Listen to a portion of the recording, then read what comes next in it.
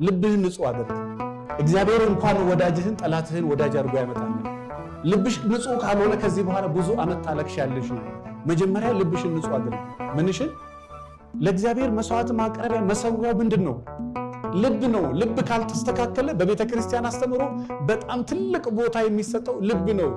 ምክንያቱም ነብዩ ዳዊትም እኮ በመዝሙር 51 ከቁጥር 10 ላይ አቤቱ ንጹህ ልቦናን ፍጠርልኝ የቀናውን መንፈስ ደግሞ በውስጤ ምን በላለ አድስ።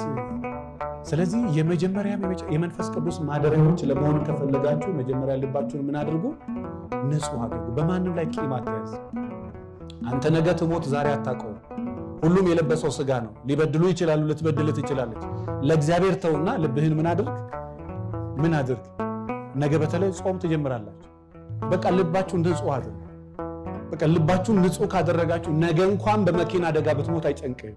ለምን? ልብህ ንጹህ ነው፣ ተዘጋጅተሃል።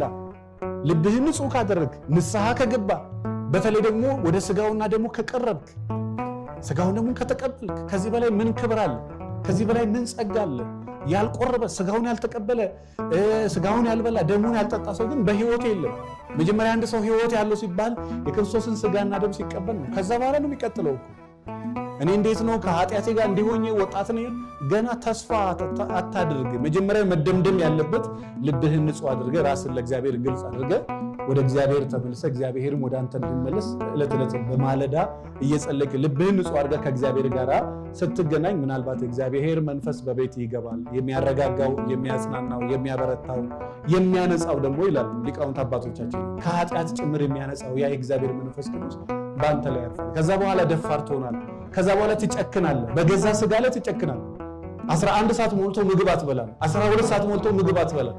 ትጨክናለህ ራስ ላይ። ከዛ በኋላ ሰውነት የስጋ ሐሳብ ለነፍስ ሐሳብ ይገዛል።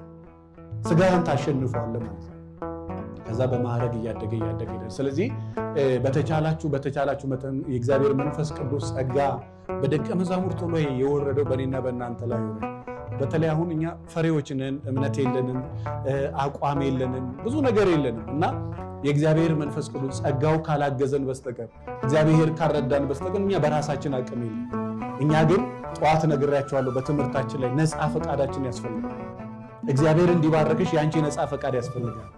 ያንተ ነፃ ፈቃድ ያስፈልጋል። ከመጠጥ እንዲያወጣ እግዚአብሔር ትፈልጋለህ ወይ? እግዚአብሔር ሚስት እንዲሰጥ ትፈልጋለህ ወይ? ጠዋት ነግሬያቸዋለሁ። ቢላ በሁለት እጁ እንደዚህ ጨብጦ ይዞ በቃ ጌታ ሆይ አድኖኝ። ጌታ እንዲያድነው ቢያንስ ፈቃደኛ መሆን አለበት የለበትም? እስካሁን እንደዚህ ይዤ እንዴት ታስለቅቁኛላችሁ? እንዴት እጄን ሰብረ ሊሆን ይችላል በግድ ግን መቀየር መቼም ነው ታርገና የኔን ፈቃድ ቆሽ ልጃችሁ ቢላ